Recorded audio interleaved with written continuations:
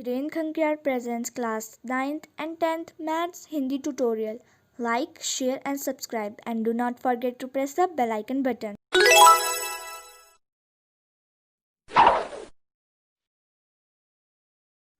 आइए बच्चों पढ़ते हैं त्रिज्य खंड। ये सब वृत्त के भाग हैं।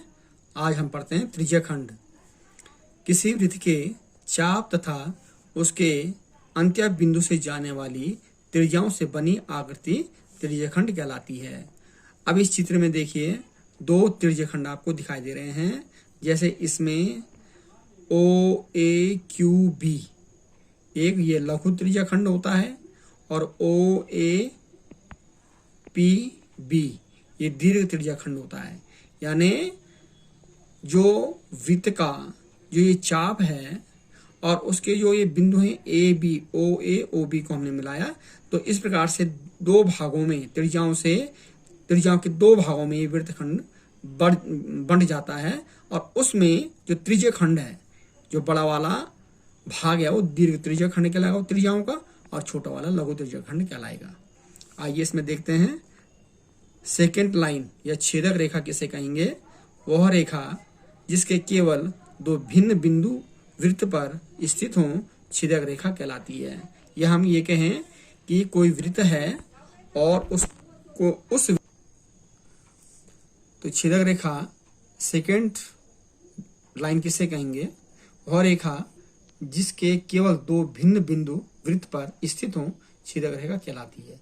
ये हम ये भी कह सकते हैं कि किसी वृत्त को जब कोई रेखा दो भागों में इस प्रकार से बांटती है, तो ए और बी बिंदु पे इसने इस वृत्त को प्रतिच्छेद किया है, तो ये इसकी छेदक रेखा कहलाती है। अब आइए संकेंद्रीय वृत्त किसे कहेंगे? वे वृत्त जो एक ही बिंदु को केंद्र मानकर तथा भिन्न भिन्न त्रिज्याएं लेकर खींचे जाते हैं संकेंद्रीय वृत्त कहलाते हैं। चित्र में तीन संकेंद्रीय वृत्त दिखाए गए हैं। इन सभी वृत्तों का केंद्र O है। यानी जो वृत्त खींचे जाएंगे केंद्र तो एक ही होगा, लेकिन त्रिज्याएं उनकी भिन्न भिन्न होगी।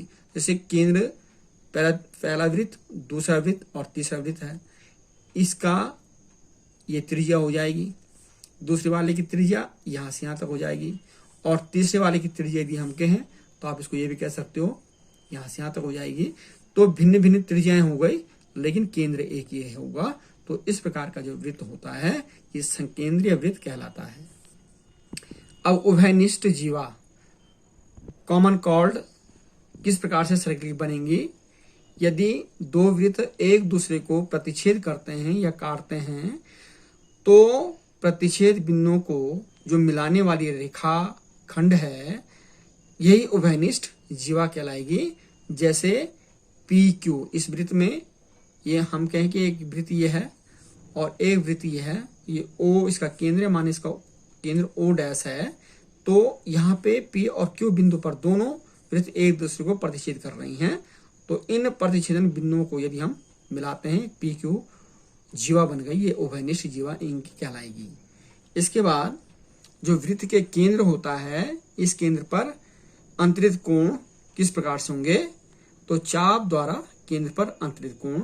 माना केंद्र O के वृत्त का कोई चाप AB है, तो इस AB चाप जो कोण अंतरित करेगा इस केंद्र पर, इसको हम AOB कहेंगे।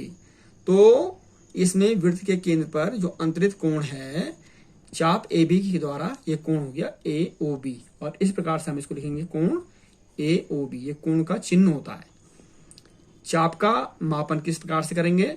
वृत्त के किसी चाप का मापन चाप द्वारा वृत्त के केंद्र पर अंतरित किया जाता है। जैसे चित्र में चाप AB की कोणीय माप हम क्या कह रहे हैं कि कोण AOB है, तो यही इसका मापन भी कहलाता है।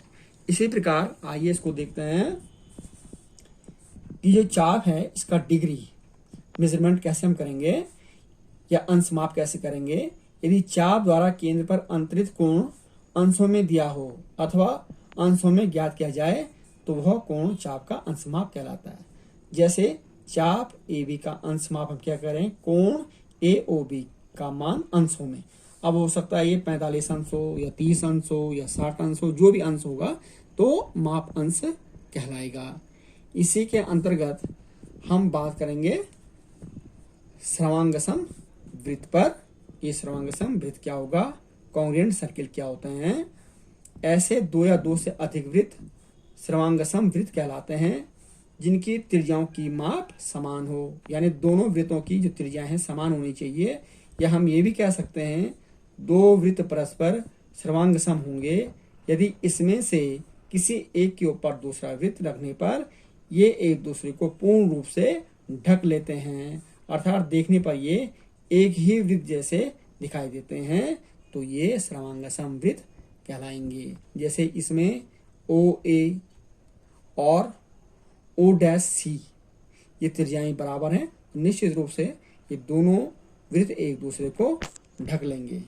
अब इसमें हम आगे आपको बाद में बताएंगे कि सर्वांगसम जो वृत्त होते हैं उनके चाप और उनके गुणधर्म किस प्रकार से होंगे वृत्त के, वो हम आपको आगे बताएंगे।